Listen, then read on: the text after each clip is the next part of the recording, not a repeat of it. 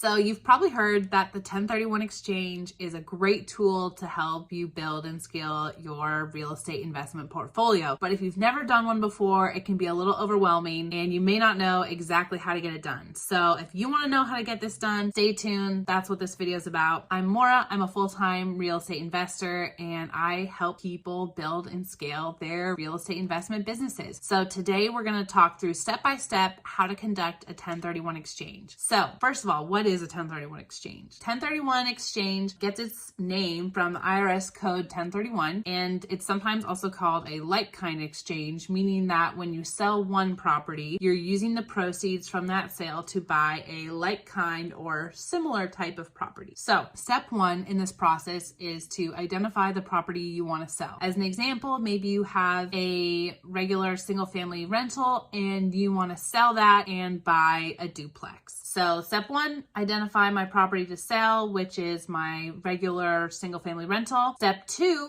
is to identify the property I want to buy. So now I need to find a duplex that I want to buy. I have 45 days to identify the property that I want to buy using the proceeds from the sale of my first property. Then step three is that I need to select a qualified intermediary. And this is a person that's going to hold the funds from the sale of my first property in an escrow account until I purchase that second property. These are usually 1031 exchange lawyers and a couple other businesses, sometimes accounting firms, can act as a qualified intermediary. But very important that the funds go directly from the sale of that first property into this escrow account where they can be controlled by this qualified intermediary. You don't want to touch that money until you use it to buy your second property. Okay, so step four is you want to decide how much money from the sale of that first property is going to go towards the purchase of your second property. You don't need to use 100% of your sale proceeds, but you need to decide how much you're going to use, and however much that is needs to go directly into that escrow account. Step five is to sell property number one. Then step six, purchase that replacement property. So in this case, our duplex. You have 180 days to get the sale done. So remember, 45 days to identify the property and 180 days to complete the sale. And then finally, you need to report the transaction to the IRS. You can do this with your accountant. You'll just need to fill out IRS form 8824, and that completes the whole 1031 exchange process. If this was interesting, go ahead, check out some of my other videos that might also help you grow and scale your real estate investing business. All right, happy investing.